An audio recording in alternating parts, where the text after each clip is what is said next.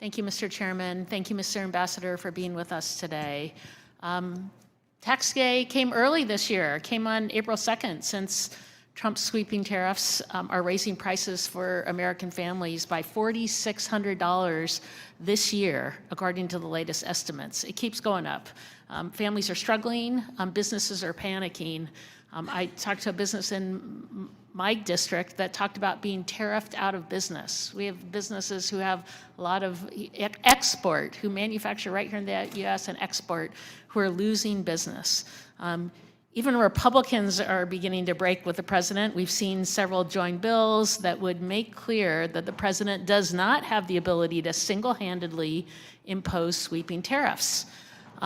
The real question we're all wondering is, how do we get out of this mess that Trump has created? Chairman Smith recently said he hopes that the Trump tariffs will give USTR leverage to negotiate new trade deals. But Ambassador, how can any country trust the US enough to make a trade deal? Given that Trump has thrown out existing trade deals like Australia or South Korea, or even USMCA, which he negotiated and Congress enacted, how are people going to trust us when arbitrarily these deals are being thrown out? Congresswoman, thank you. The United States remains the consumer market of choice for everybody. And I hear some of these Wall Street analysts, predicting, imminent catastrophe.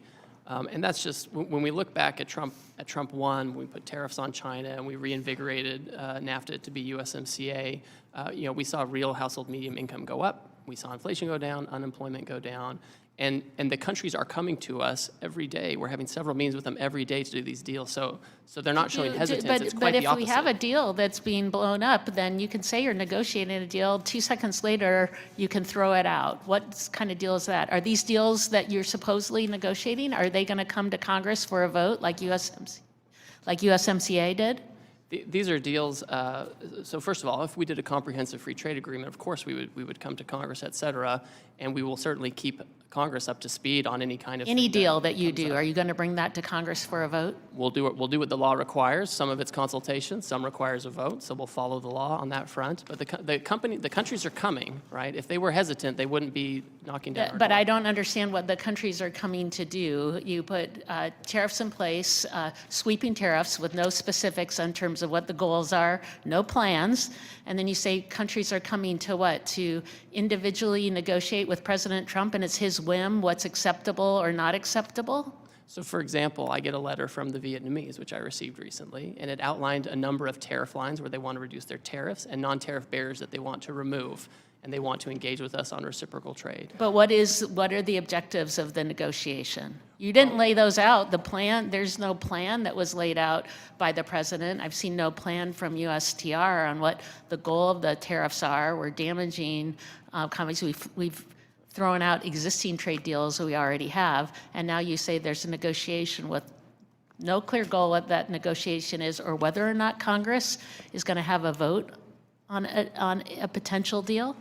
So we have a 20-page order laying out the basis for the order and the emergency we're facing, which is the trade deficit that President Biden left us with, the offshoring that it represents, the non-tariff barriers that it represents, and we're looking to eliminate that.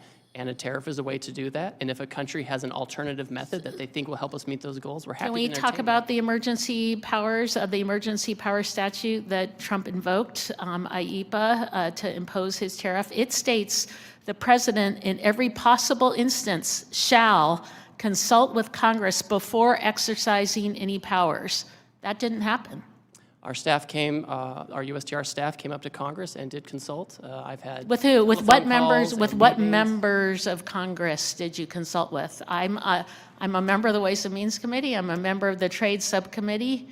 I called both the chairman and the ranking member the day before, the morning of. So if you talked to, if you called to, how could you consult with folks when there wasn't even a deal that was proposed? In fact, it wasn't till April 2nd when the tariffs were put in place. No one even knew what exactly was going to happen. There was nothing to consult on. So how did that consultation take place?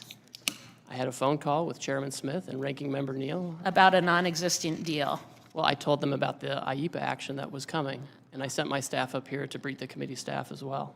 I argue now we did not have that consultation. Here we are. There was no plan in place. There's no plan in place going forward.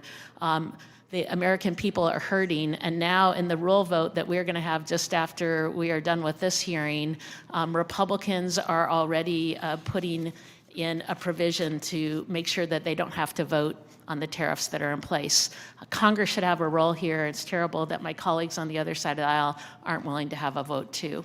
Thank you, Mr. Chairman. I yield back.